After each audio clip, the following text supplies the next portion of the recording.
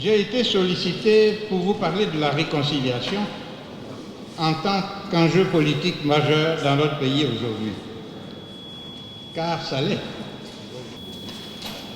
Et c'est pour moi une expérience tout à fait enthousiasmante que d'échanger avec les membres des instances de notre parti réunis par le comité des sages pour entendre un conférencier sur des sujets divers, que ceux-ci soient d'actualité ou de notre histoire. Ces rencontres ne cessent de gagner en intérêt. Ainsi, avant moi, d'éminents cadres à la pensée étayée se sont-ils succédés à cette tribune. D'être à mon tour invité à cette rencontre est pour ma part source de grande fierté. Je voudrais donc vivement remercier le comité des sages d'avoir, cette fois, porté son choix sur ma personne. Mesdames et messieurs, chers militantes et militants du PDCI-RDA, le 18 octobre 2018 à Yamoussoukro, à l'occasion du jour anniversaire de la naissance du président Félix Houphouët-Boigny,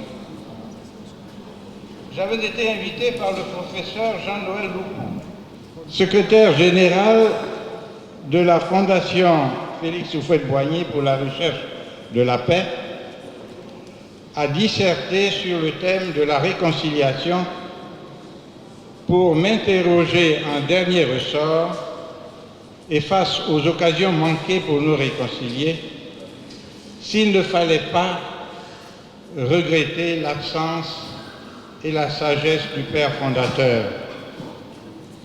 Le sujet reste d'actualité. Il est même devenu en Côte d'Ivoire un enjeu politique majeur. Il le sera davantage à mesure que nous approcherons de 2020. Je n'hésite donc pas à partager avec vous, après actualisation, ce qui avait été ma pensée sur ce sujet. Le mot réconciliation est devenu aujourd'hui un vocable passe-partout de la rhétorique politique. On ne compte plus les organes spécifiques créés dans notre pays au nom de la réconciliation nationale, qu'il me soit permis de n'en citer ici que 4. Le Forum pour la réconciliation nationale, la Commission Dialogue, Vérité et Réconciliation CDVR, la Commission nationale pour la réconciliation et l'indemnisation des victimes CONARIV et la Chambre des rois et des chefs traditionnels, etc. Si l'on tient compte du contexte, ces organismes n'ont pas démérité dans leur tentative pour nous réconcilier. Ils ont fait ce qui était possible d'entreprendre. Malheureusement, il semble qu'ils aient laissé les Ivoiriens sur leur faim. Nos compatriotes sont en effet légion pour estimer qu'en matière de réconciliation, rien n'a vraiment changé. Il suffit d'aborder la question autour de soi pour en faire le constat. Il est par conséquent justifié de se demander à quoi ont servi tous ces efforts déployés alors que les dissensions entre Ivoiriens s'accentuent chaque jour davantage et que le peuple aspire toujours et en vain à se réconcilier. Ainsi donc, est-il superflu de se demander si les approches choisies pour nous réconcilier ne sont pas actuellement marquées au coin d'une irrationalité? Certes, l'exigence d'une réconciliation est d'une nécessité dont personne ne saurait contester l'importance dans un pays qui aspire à la concorde, à la paix sociale et au progrès. Depuis la fin de la crise post-électorale, le discours dominant affirme avec force son désir de réconciliation. Pour autant, tout va-t-il de soi simplement parce que nous aspirons à la réconciliation et que cette vision partagée est acquise? La réponse est simple. Les tentatives engagées et les méthodes pour réconcilier les Ivoiriens ont toutes péché pour avoir oublié que la réconciliation ne peut ni être l'œuvre d'une institution, ni être décrétée.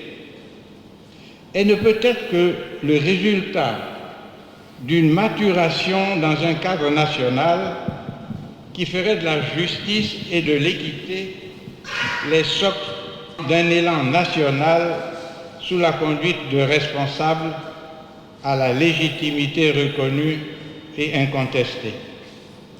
Souvenons-nous, la crise post-électorale est issue du conflit entre deux formations politiques apparemment irréconciliables, avec à leur tête deux leaders qui n'ont jamais été réunis pour mettre fin à leur dissension. L'un étant devenu président de la République et l'autre ayant été emmené en prison à La Haye. C'est en cela que se trouve réunie la problématique de la réconciliation en Côte d'Ivoire. Essayons d'en examiner les facteurs. Quelle est la problématique de la réconciliation en Côte d'Ivoire? Pour certains, la réconciliation n'est possible que si l'on remonte aux sources des dissensions nées dans les années 90, à l'avènement du multipartisme, pour faire l'inventaire de toutes nos frustrations, nos amertumes et ressentiments. Pour d'autres, il doit être procédé à la réhabilitation des vertus ancestrales et traditionnelles pour restaurer les codes et les principes sociaux tels que l'humilité, la sincérité, la patience et le respect de l'autre. Aucune temporalité n'est fixée à cette proposition qui renvoie implicitement la réconciliation en Côte d'Ivoire au calendrier grec, telle une chimère. D'autres, enfin, considèrent que les choses n'ont jamais paru aussi compliquées. Que nous apprend le Larousse sur la réconciliation? Le Larousse nous dit « Réconcilier, c'est établir des relations amicales entre personnes brouillées. » Autrement dit, entre personnes fâchées. Si l'on s'en tient à cette définition, la question qui vient à l'esprit est de savoir quelles personnes sont brouillées. Comme on le dit prosaïquement chez nous, qui est fâché dans le pays? Je ne crois pas que l'on puisse répondre à cette question en se défaussant sur le peuple ou sur la société. Vouloir réconcilier le peuple est, selon des chercheurs, je cite, un alibi pour ne rien tenter ni rien faire, sinon tromper par démagogie. En effet, un peuple dans sa globalité n'est pas fâché, au point d'être amené à se réconcilier. La réconciliation, à mes yeux, ne concerne donc, du moins pour l'essentiel, que les leaders politiques protagonistes de la crise. Nous les connaissons. Il n'est donc pas nécessaire de les nommer ici. Ce sont les leaders qu'il faut réconcilier. Ils sont les seuls habilités à inscrire dans notre inconscient collectif le désir de réconciliation par des engagements réels et sincères dominés par la vérité. Me viennent à l'esprit les exemples de Charles de Gaulle recevant le 14 septembre 1958 à Colombey les deux églises, le chancelier allemand Konrad Adenauer. Et tout récemment, au mois de juillet et août 2018, le voyage du Premier ministre éthiopien Abiy Ahmed en visite en Érythrée, 5 jours après un premier déplacement du président érythréen Isaias Afwerki en Éthiopie pour éteindre les flammes de décennies de discorde et de guerre entre les deux pays. Il s'agissait de rencontres entre les leaders qui étaient fâchés. Nous pourrions nous demander pourquoi les leaders politiques sont-ils les parties prenantes essentielles dans la réconciliation? Tout simplement parce qu'ils sont l'incarnation des peuples. C'est à travers les leaders légitimes que les peuples se reconnaissent, s'identifie et se projette. Il est donc impossible de prétendre réconcilier le peuple ivoirien avant ses leaders. Vouloir réconcilier la société ivoirienne avec elle-même en laissant à l'écart les protagonistes de la crise post-électorale, c'est aller à l'échec.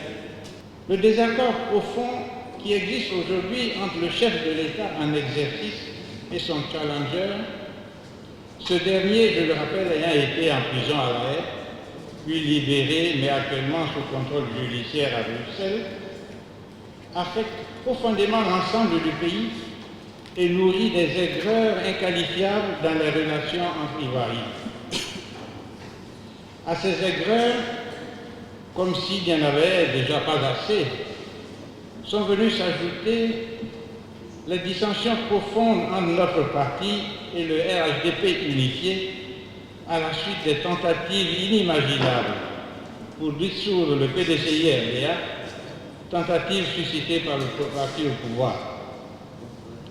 Il ne s'agit pas, par ailleurs, de réconcilier les partis qui demeurent des entités associatives désincarnées, mais les leaders de ces partis que la politique a rendu quasiment irréconciliable par une guerre entre Ivoiriens pour gouverner la Côte d'Ivoire.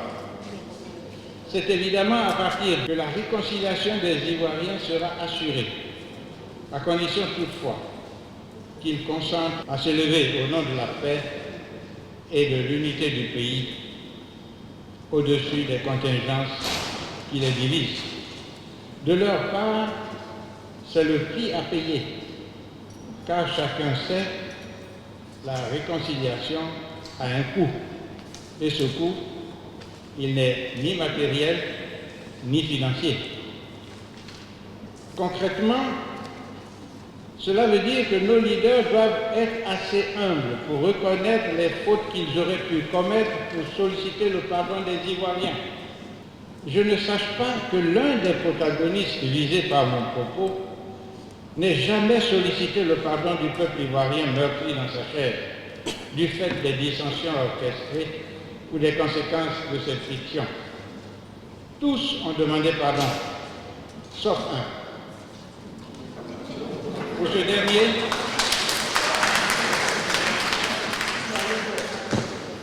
dernier, il devient trop tard pour sacrifier à cette exigence.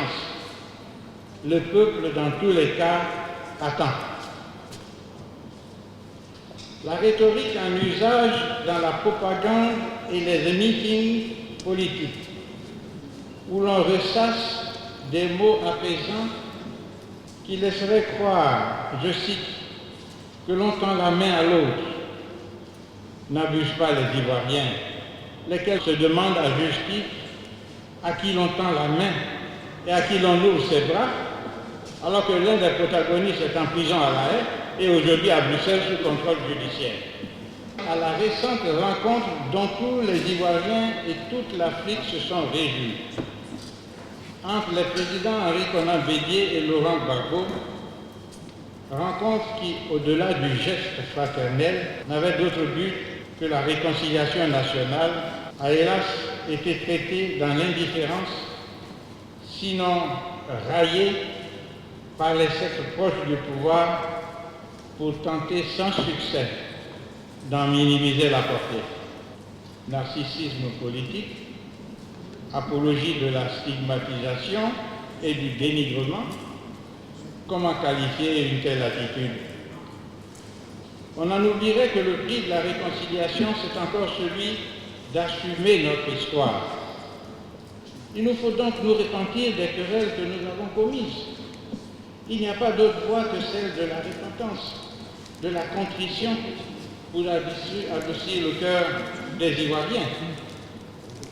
Mais cela doit commencer par le sommet de l'État, qui doit reconnaître qu'il n'est ni infaillible, ni omniscient, l'infaillibilité d'ailleurs n'étant pas de ce monde. Et la seule indemnisation des victimes de la crise par l'argent ne saurait suffire. Pour nous réconcilier, et c'est ma modeste observation, ignorer la contrition, la voie de la repentance, c'est ni plus ni moins s'égarer. Or, le pouvoir paraît ne pas envisager cette voie. Il explore d'autres pistes, notamment celle de l'économie.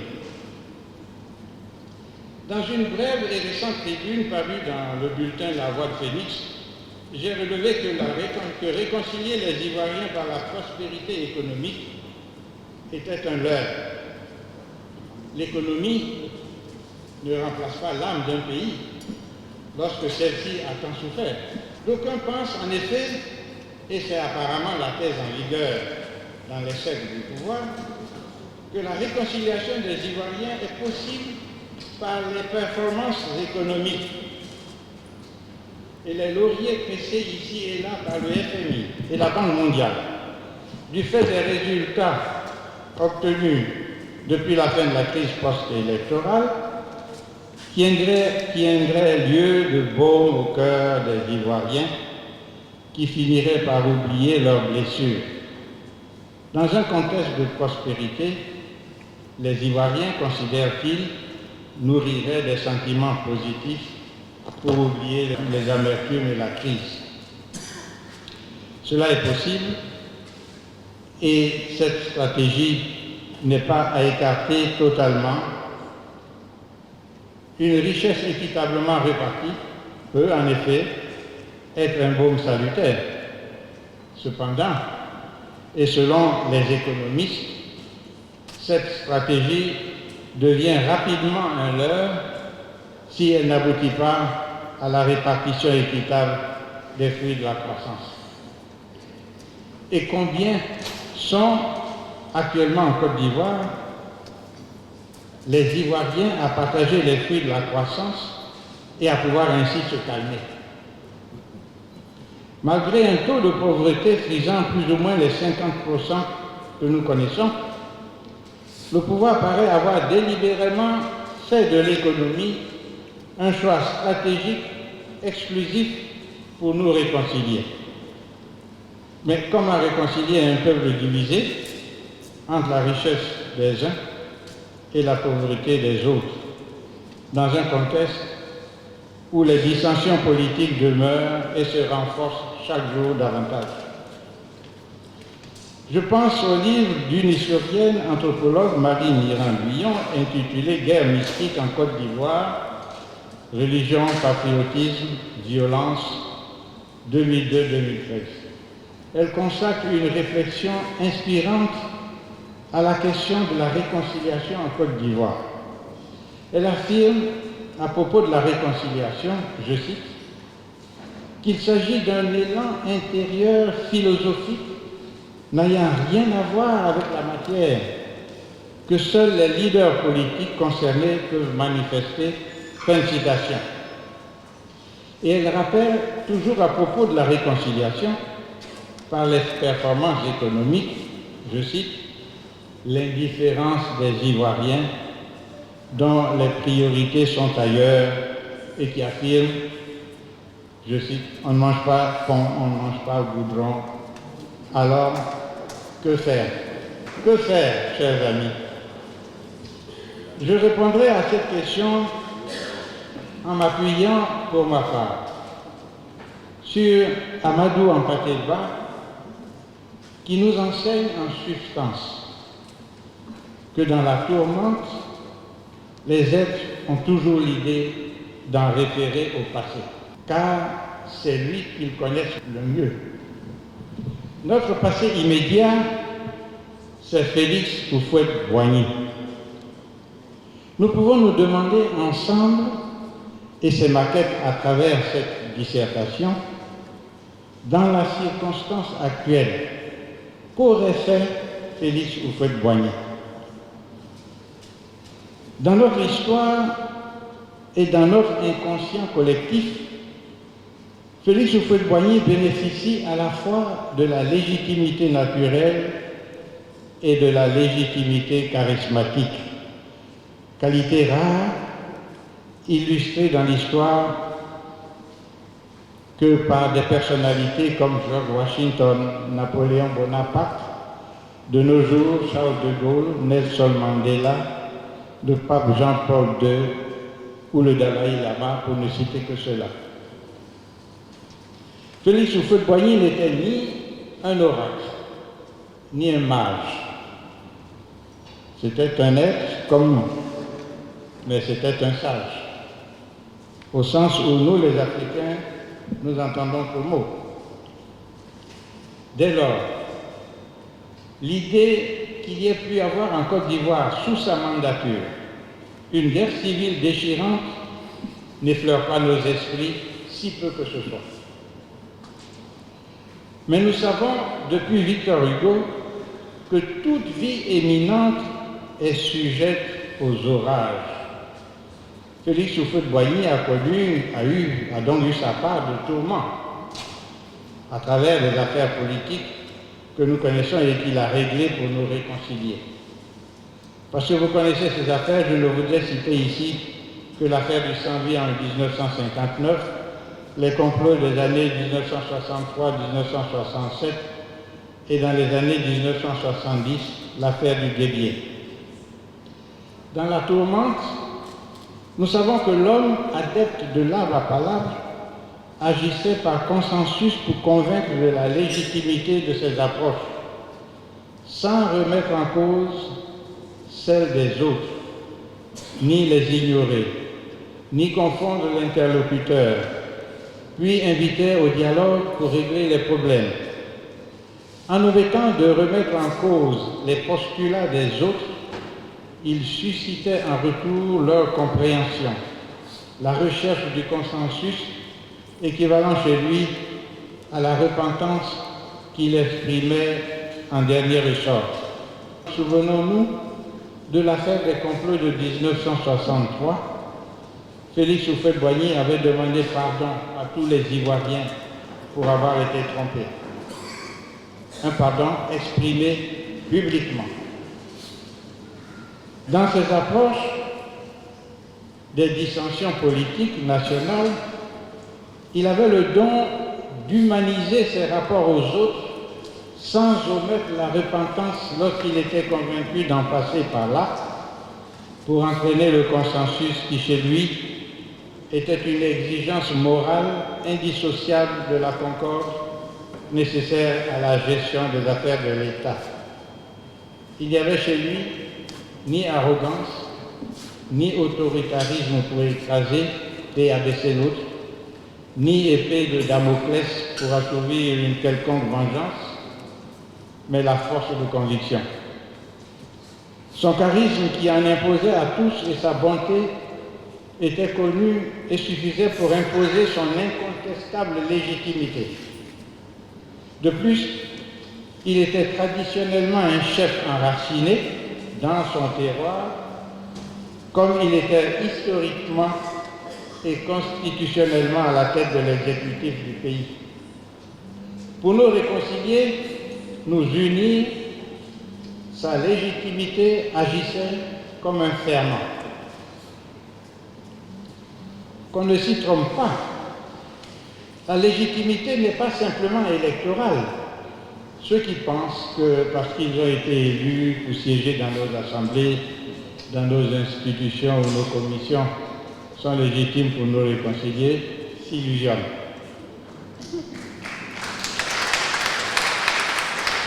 La légitimité ressortit à une certaine éthique enracinée au tréfonds de nos sociétés. Elle est affaire de leadership. Elle peut être charismatique. Félix Houphouët-Boigny avait cette légitimité charismatique tirée de son enracinement. Une légitimité qui lui a permis de réconcilier les Ivoiriens chaque fois que la nécessité s'en était fait sentir. Comme rien n'est parfait sur la terre des hommes, je vous ai dit tout à l'heure que Félix Houphouët-Boigny était un être comme nous. Félix Houphouët-Boigny a commis quelques erreurs qu'il reconnaîtra lui-même de bonne foi dans la gestion des hommes du pays. Je citerai le remaniement ministériel du mois de juillet 1977, dont il dira lui-même un jour, comme pour exprimer encore une fois sa contrition. Je cite, « C'était nécessaire, mais on aurait pu s'en passer. » Fin de citation. Je citerai encore la malheureuse rétention des ventes de café cacao dans les années 1980 pour lutter contre les spéculateurs. Une crispation opérée dans un contexte inadéquat où il s'est trouvé isolé. Crispation aux conséquences graves pour notre économie et un des rares épisodes qui auront quelque peu assombri son règne. Alors je pose, avant de m'arrêter, cette simple hypothèse d'école. Qu'aurait fait Félix Houphouët-Boigny s'il avait connu une crise armée similaire à celle à laquelle nous avons été confrontés en 2011? Chers militantes et militants du PDCI-RDR, chers amis, j'ai du mal à imaginer Félix Houphouët-Boigny dans la situation qui a été la nôtre depuis sa disparition il y a 26 ans. Situation aggravée par la crise post-électorale, des périodes au cours desquelles nous avons vu les Ivoiriens s'entre-déchirer. Il était trop attaché à notre cohésion, dont il avait fait sa tâche première, à l'unité du pays à laquelle il a travaillé sa vie durant. Jamais, au grand jamais, il n'aurait été à la base de telles frictions entre Ivoiriens et de surcroît de guerre. Il abhorrait par-dessus tout les confrontations armées. Entre Ivoiriens, il aurait réglé les discordes de la façon la plus consensuelle et sans doute n'aurait pas admis que de telles situations adviennent dans notre pays. Sa légitimité historique et son charisme auraient suffi pour nous épargner ces secousses politico-militaires si longues où tant de vies ont été perdues. Et sans doute n'aurions-nous jamais connu la guerre sur cette terre de Côte d'Ivoire, pétrie d'humilité, de sincérité, du respect de la parole donnée, de la reconnaissance de ses erreurs, de l'expression du pardon et surtout du respect de la vie humaine. Il n'avait qu'une ambition, faire de la Côte d'Ivoire un pays uni et modèle. Depuis sa disparition, il y a 26 ans, permettez-moi d'user de cette expression, beaucoup le cherchent avec torche en plein jour. Heureusement, des décennies durant, des Ivoiriens ont été à son école. Aujourd'hui, tous se retrouvent et se réclament de lui. Ils sont là, entourés de jeunes formés et éduqués. Ils peuvent se prévaloir d'une symbiose parfaite avec nos sociétés et nos traditions, que celles-ci soient du sud, du nord, d'est ou de l'ouest. Je suis donc convaincu que de la plateforme proposée par le président Henri Konan Bédié, président du PDCI-RDR, émergera celui qui, accordé à tous ses pairs, entreprendra la vraie réconciliation des Ivoiriens. Un journaliste a récemment posé au président Henri Konan Bédié la question de savoir quel serait le regard de feu Félix Houphouët-Boigny sur l'évolution actuelle de la Côte d'Ivoire. Voici la réponse du président Henri Konan Bédié. Je cite: « S'il était vivant et revenait au pouvoir, il regresserait beaucoup de choses. Sa sagesse nous manque, même si nous vivons à une autre époque et des réalités différentes. » Fin de citation. Ces mots livrés par le président Henri Konan Bédié viennent étayer, mieux que je n'aurais pu le faire, tout ce qui précède de mes propos. Ils seront donc ma conclusion. Je vous remercie.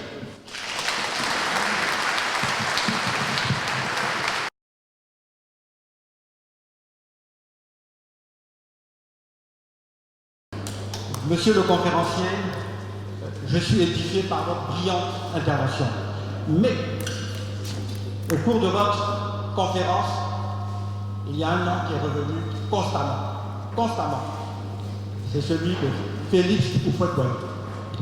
Au cours d'un de ces derniers congrès, Houphouët-Boigny a dit, et je cite, « Il est vital pour l'équilibre des peuples et celui des nations que ceux qui sont gouvernés fassent comprendre à ceux qui les gouvernent leurs idéaux, leurs objectifs, leurs aspirations dans tous les domaines de la politique. Faute de quoi, la parole est à la violence, avec au pire le non-respect de la personne humaine, la fin de liberté, la désagrégation de la nation. Fin de citation. Monsieur le conférencier, ce nom est revenu constamment. Et à travers cette citation, il y a un lien entre le bon fonctionnement de la démocratie et la paix et la réconciliation en Côte d'Ivoire. Pour avoir une bonne démocratie, il faut que nous ayons un dispositif électoral consensuel, notamment une commission électorale qui ne souffre d'aucune opposition. Donc, quelle est aujourd'hui la position du PDCI sur la configuration de la commission électorale ivoirienne mise en vigueur par le pouvoir? Je vous remercie. Je suppose dans votre question, après une brillante analyse, puisque vous êtes économiste de formation et professeur, vous semblez dire que, en dehors des éléments qui doivent conduire à la paix, il y a une approche fondamentale. C'est le lien entre l'organisation rationnelle de la gestion d'une nation et les sentiments du peuple. Traduit en un mot, par une organisation rationnelle des élections qui répondent aux préoccupations des populations, où, en définitive, l'élu doit être celui qui est élu et le perdant doit être celui qui a perdu. Pris donc sous cet angle, faut-il vous faire un peu l'historique de l'évolution de la situation dans notre pays? Nous avons hérité du droit français. Et l'administration française, les élections sont organisées par l'État. La cellule ouvrière d'organisation des élections, c'est le ministère de l'Intérieur. Et il n'y a pas que le ministre de l'Intérieur en tant qu'individu. C'est les démembrements de l'État qui organisent les élections. En France, les maires sont chargés d'organiser des élections dans leur commune. Les urnes, tous les équipements appartiennent aux mairies. Lorsqu'une élection est organisée rationnellement, on a besoin d'épiloguer sur le résultat. L'Afrique, malheureusement, a voulu innover. Et le Bénin avait donné l'exemple en créant une commission indépendante électorale. Que d'encre qui a coulé pour mettre en place la commission électorale indépendante. Le Bénin a trouvé une solution, un palliatif, qui fait que la commission mise en place pendant la législature termine son mandat et les élections suivantes sont organisées par une nouvelle commission mise en place. Ce n'est donc pas une carrière. En Côte d'Ivoire, malheureusement, je n'ai pas de jugement à porter, mais j'ai l'impression que ce qui a été dénoncé avec véhémence sous le président Bélier et qui avait déjà commencé sous le président Houphouët n'a pas été du suivi, puisque ceux qui ont été mis à la tête de la commission électorale continuent toujours à diriger cette structure, alors que les textes fondateurs disaient que le président de la commission est élu pour 6 ans et non renouvelable. Donc, en un mot, la question que vous avez posée, le non-respect des textes fondamentaux qui régissent une société sont à la base du désordre et de la mésentente.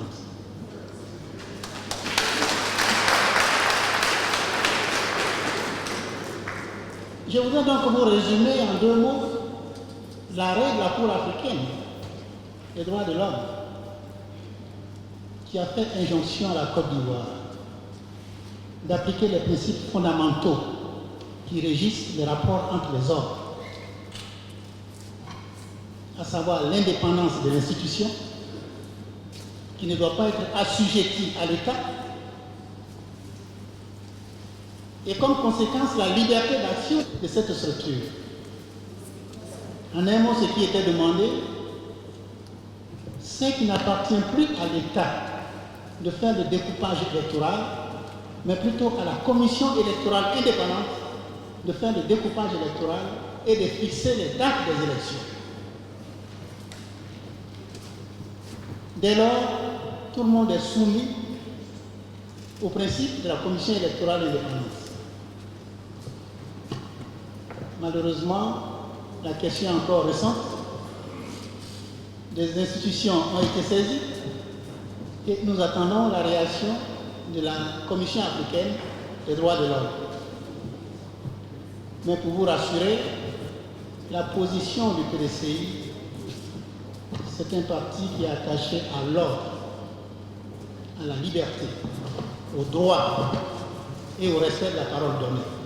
Le Premier ministre a reçu des partis politiques pour ouvrir les discussions sur l'arrêt de la Cour africaine des droits de l'homme et des peuples qui avait ordonné à l'État de Côte d'Ivoire de modifier la loi de 2014 sur la commission électorale indépendante. Dans toutes les structures de loi, il y a composition, organisation, attribution, fonctionnement. Nous avons fait la première réunion le 21 janvier. On a fait les préliminaires. Le 14 avril, le Premier ministre nous a reconvoqués. Nous sommes partis à la réunion. Et à cette réunion, nous lui avons posé un certain nombre de problèmes. Quel est l'objet de nos discussions? Quel est le cadre de nos discussions? Et quelle est la méthodologie de validation des conclusions de nos discussions? C'était la position de EDS, qui est branche Laurent Gbagbo, et la position du PDCI-FDA avec les 23 partis politiques avec lesquels nous étions en train de former la plateforme. Les discussions ont duré 3 heures et nous sommes mis d'accord avec le Premier ministre qu'ils allaient nous faire parvenir les thèmes de référence des discussions. Le 5 mai, nous recevons une invitation sans thème de référence. Donc nous leur disons que nous attendons les thèmes de référence et le directeur général de la décentralisation qui était le point focal dit: Monsieur le ministre, vous aurez les thèmes de référence la veille avant la réunion de demain. Il dit l'essentiel, même si la réunion c'est à 10h que j'ai ça à 9h55, je participe à la réunion, on n'a pas reçu les thèmes de référence.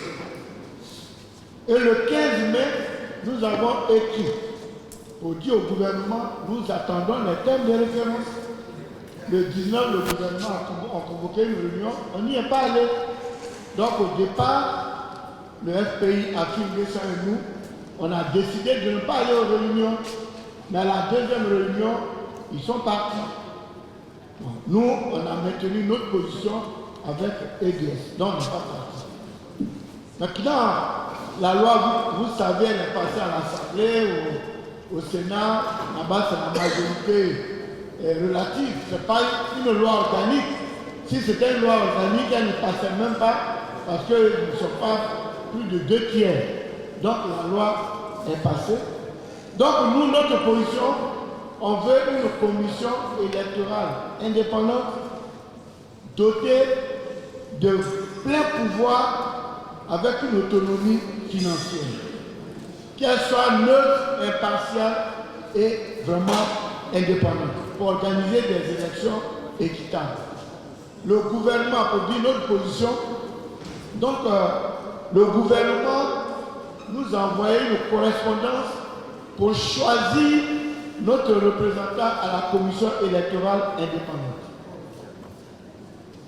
Donc, ceux qui avaient participé sont venus nous voir pour dire que eux, ils ne sont pas prêts à siéger dans cette commission électorale indépendante parce que le texte de loi ne prend même pas en compte les discussions, les conclusions qu'ils ont signées et dont ils ont les documents.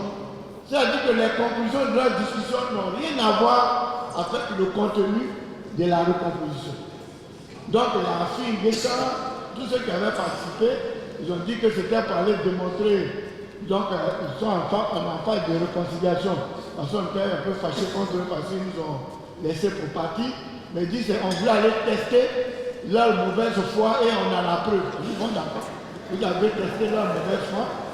Mais nous, comme nous, vous qui êtes partis, si vous n'y allez même pas, mais nous qui avons refusé les discussions et qui combattons cette loi et qui avons fait un recours au Conseil constitutionnel rejeté et recours à la Cour africaine à Arusha, on ne comprend pas comment nous on peut donner des représentants. Donc hier, la plateforme a fait une réunion, nous avons signé le courrier, nous avons répondu au ministre de l'Intérieur que le PDCI-NDA ne participera pas à la commission électorale indépendante.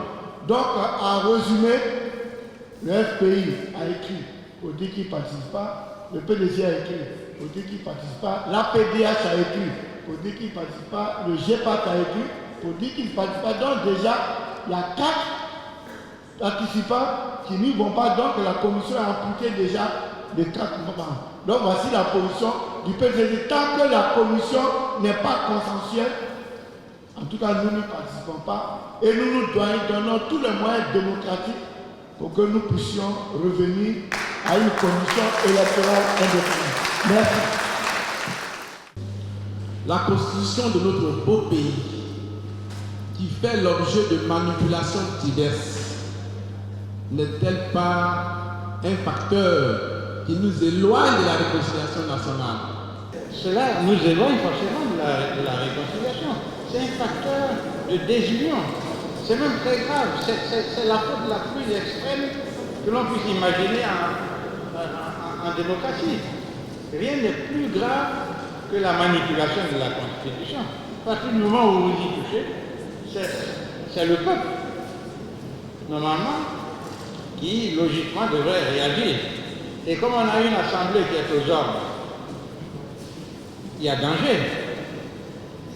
Je considère que les rumeurs qui courent et qui font état d'une éventuelle modification ou amendement de la Constitution, ben, il faut que tout cela ne se concrétise pas, parce que c'est facteur de trouble essentiellement. Il faut pouvoir éviter ce genre de manipulation. Je crois que l'Afrique a tendance à mûrir davantage. Et nous retrouvons en Afrique toutes les manipulations, ces amendements de constitution au gré des volontés et au gré des humeurs des uns et des autres. Ce type de manipulation, en principe, c'est très mal vu au niveau du continent, au niveau de l'Union africaine. Je ne sais pas ce qu'il en est aujourd'hui, puisque je ne suis plus aux affaires, mais en tout cas, c'était très mal vu. Si d'aventure, le gouvernement ou bien le pouvoir s'avisait de changer les termes de la Constitution pour des raisons qui seraient éventuellement propres à lui-même, ben, cela est source de danger effectif. Et je voudrais prier Dieu que cela n'arrive pas. Notre parti doit avoir les documents qu'il faut et ressortir tout ce que je viens d'entendre de manière à ce que cela soit pris en compte par le peuple. Nous avons des commissions et des structures techniques de recherche. Pourquoi ne pas publier au fur et à mesure tout ce que vous faites pour que le peuple soit au courant? Nous ne faisons que lire les journaux, et les journaux ont leur tendance et leur manière de présenter les choses selon leur appartenance.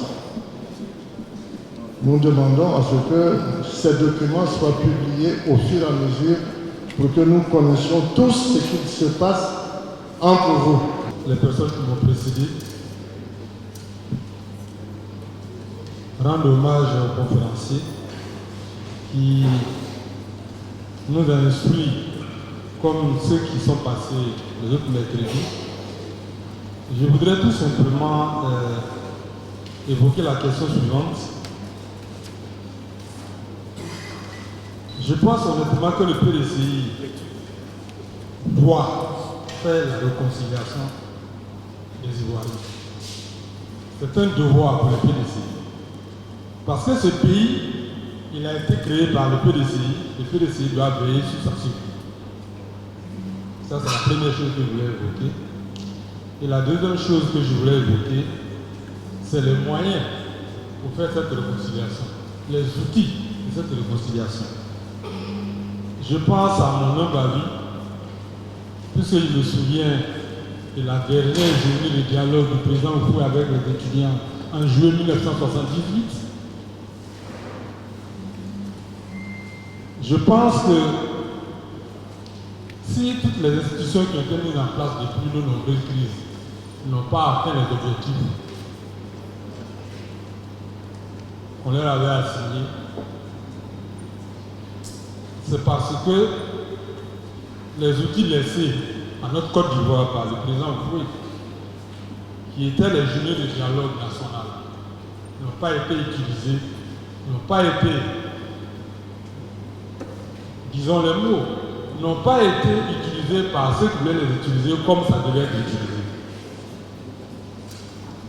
Ils ont plagié, ils sont pas allés à la source, ils ont organisé des journées de dialogue où c'est eux qui parlaient plus, alors qu'à ma connaissance, quand en juillet 1978, j'ai représenté le Code national de la statistique, à cette dernière journée, le président Oufoué avec les étudiants, il nous a écoutés de 8h jusqu'à pratiquement 17h avant de prendre la parole. Donc, chers aînés, je suggère que le PDCI réconcilie les Ivoiriens, mais en utilisant cet outil qui nous intéresse. Un grand merci et un grand bravo aux conférenciers.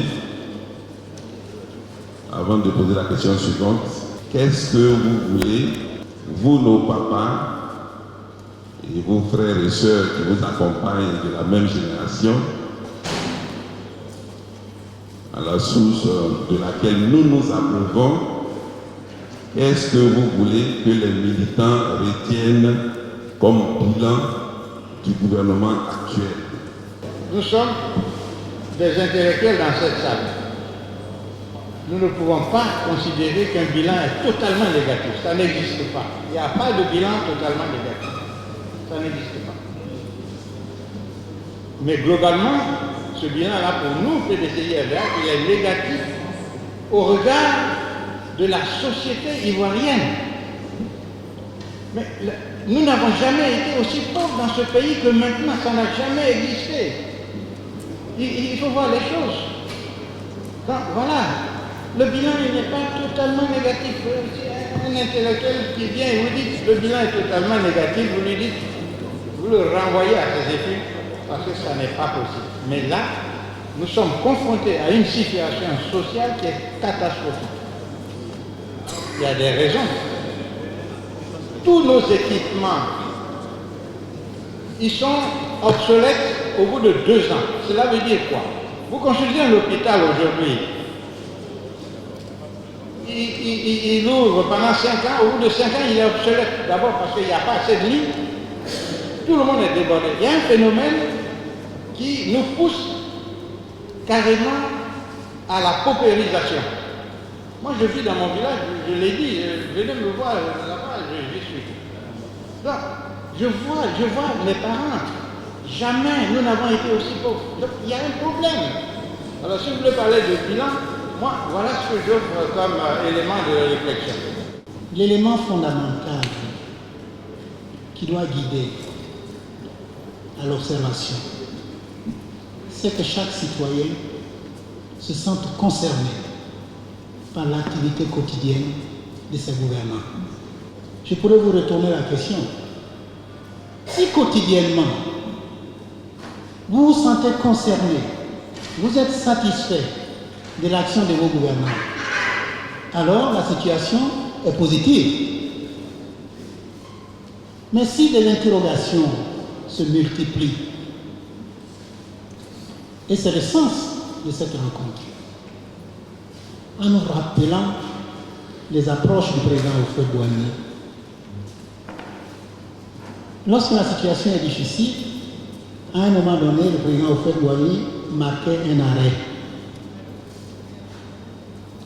Écouter tout un peuple pendant une semaine, sans réagir, se faire critiquer et attendre vers la fin pour remercier les uns et les autres et tirer les conséquences de la rencontre et faire une projection pour l'avenir. Voilà résumé au Houphouët-Boigny. Et c'est pour cela qu'il disait le dialogue est l'arme le plus fort. C'est-à-dire celui qui peut accepter qu'on critique son action. Nul n'est parfait. Nul n'est parfait. Y compris Houphouët-Boigny. Mais sa sagesse, sa connaissance des hommes, du milieu, ses réactions étaient telles qu'au sortir de ce dialogue, les Ivoiriens partaient satisfaits et chacun propageait les nouvelles dans son environnement. C'est de cette Côte d'Ivoire que nous souhaitons. Il ne s'agit pas de condamner qui que ce soit, mais c'est cette paix que nous voulons. Et dans cette optique-là, pour l'année prochaine, qui est une année de campagne, les mercredis du PDCI vont se focaliser sur des thèmes spécifiques. Parce que nous entendons dire, par exemple, ça c'est dernièrement qu'on nous a dit, qu'on n'a rien fait pour certaines régions. On ne va pas polémiquer là-dessus, mais il y a des réponses qu'on peut apporter à ces contre-vérités.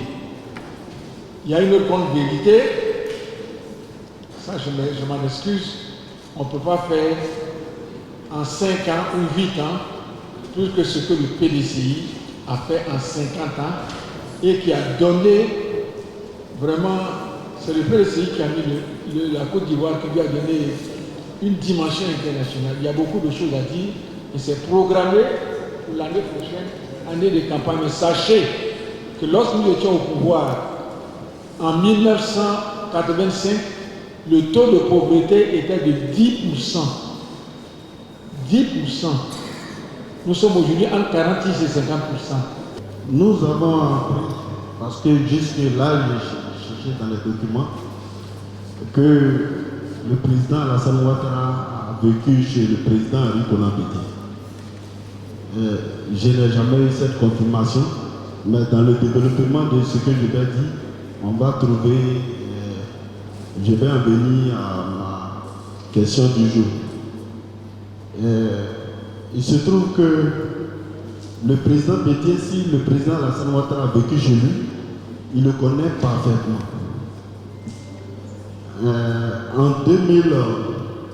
En 1993, il y a eu le problème que nous tous nous connaissons. Et c'était le président Bédié qui était opposé au président Alassane Ouattara. En 99, en 95, 96, on voit que c'est le président Laurent Gbagbo, cette fois-ci, qui est ami à Alassane Ouattara pour combattre le président Bédié. Aujourd'hui, nous sommes devant vous, chers amis.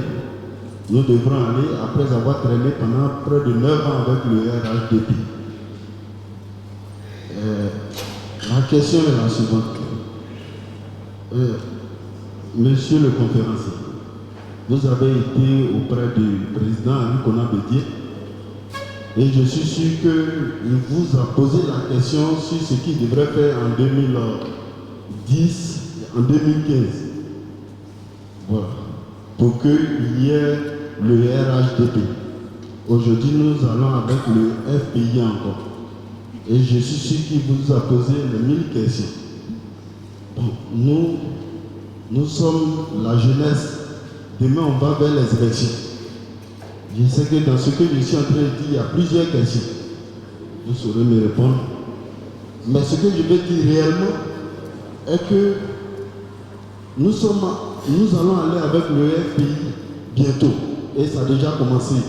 On le voit sur le terrain. Depuis le Nord, on voit ce qui se passe sur les réseaux sociaux. Mais nous savons que quelqu'un, même Babo même disait qu'il mentait. Donc si le président Bédié, l'individu a vécu chez le président Bédié, donc on sait que le président Bédié sait qu'il ment. Nous allons continuer. Nous allons continuer jusqu'en 2000. On est bientôt en 2020. On va s'allier au FPI. Mais ce que je veux dire, c'est que le FPI se méfie un peu. Parce que quand on cause avec certaines personnes du FPI, ils nous disent que le président Bédié est rancunier. Vu le fait que nous nous sommes accordés avec le RDR et dans nos langages habituels, on nous dit que le Baoulé est rancunier. Moi, je sais que vous êtes un ancien diplomate. Moi, je veux votre approche sur ces faits qui nous gênent chaque jour et qu'on n'en peut plus s'en passer. Il faudrait que vous nous dites quelque chose, puisque tout cela va de la réconciliation. C'est une démarche pour approcher la réconciliation. La question de stratégie, pour ce que j'en sais du fait de ma vieille profession, il faut le prendre avec beaucoup de mesures. Vous avez posé une question qui concerne les hommes, les acteurs de la politique actuelle. Mais c'est pas, on n'en débat pas comme ça. Et puis, vous évoquez la stratégie politique du PDCI-RDA. Nous sommes tous ensemble ici. Ça ne s'expose pas comme ça. On ne peut pas vous dire, oui, on ne peut pas vous dire que parce qu'un tel est menteur, alors il a fait ça, alors on va voter demain, on va faire ceci, cela. Non, ça ne repose pas sur ce genre de questions-là. Il faut se mettre au-dessus. Vous savez, bon, je n'ai pas encore été au ciel, mais je suis sûr qu'il y a des menteurs là-bas aussi. Hein. Bon, il y en a partout. Bon, vous savez, il faut vivre avec. Le conférencier qui nous a servi d'une brillante conférence, qui a embrassé pratiquement tous les aspects, a droit à notre félicitation, certes, mais je souhaiterais qu'il nous apporte un petit éclairage complémentaire sur la problématique suivante. Tous les exemples qu'il a donnés, les exemples de Fort-Boigny ou d'autres chefs d'État qui sont arrivés à réconcilier leur peuple, nous montrent que la réconciliation procède d'une volonté politique du chef de l'État, de celui qui détient le pouvoir. Or, dans notre situation, franchement, rien ne nous permet de dire aujourd'hui qu'une telle volonté politique existe. On a plutôt l'impression qu'on fait tout pour que cette réconciliation n'ait pas eu lieu. Vous savez, certains aiment bien pêcher dans nos troubles. Alors, je voudrais donc que le conférencier nous dise, est-il possible au PDCI RDA de réconcilier les Ivoiriens sans détenir le pouvoir d'État? Et si oui, cela constitue donc un préalable. Donc si le PDCI veut réconcilier les Ivoiriens, pour y parvenir, le PDCI doit conquérir le pouvoir d'État. Donc, dans l'état actuel, notre volonté de réconcilier les Ivoiriens doit figurer en bonne place dans notre projet de société, mais qu'on ne se fasse pas d'illusions, tant que nous ne serons pas détenteurs du pouvoir d'État, nous aurons du mal à réaliser ce projet-là. Je voudrais que le conférencier nous éclaire un peu sur ce point, parce que j'ai du mal à l'appréhender totalement. Je vous remercie. Dans mes propos, je dis bien que le rôle du chef de l'État, il est essentiel. Il est essentiel. C'est sa volonté qui irradie la base, c'est-à-dire le peuple. Maintenant, quant au PDCI avait à faire réconcilier les Ivoiriens sans l'État, c'est quasiment impossible. Nous ne pouvons pas être contre notre propre État et tout en souhaitant la réconciliation, c'est contradictoire. Voilà. Oui, il y a un paradoxe. Forcément, il est impossible d'être contre l'État et en même temps réconcilier. Donc, la volonté de réconcilier doit procéder d'une volonté étatique, c'est-à-dire celui qui est au sommet. Et si vous m'avez bien écouté, j'ai dit bien que tout le monde a demandé pardon, il y en a un là-bas, il n'a jamais dit pardon à personne. Le PDCI a les moyens de réconcilier les Ivoiriens. Encore faut-il que son action soit induite par une puissance qui est au-dessus, qui est l'État. Voilà. Et c'est la raison pour laquelle, si vous voulez qu'on réconcilie les Ivoiriens, il faut gagner les élections en 2020. Là, ça va aller comme sur des roulettes.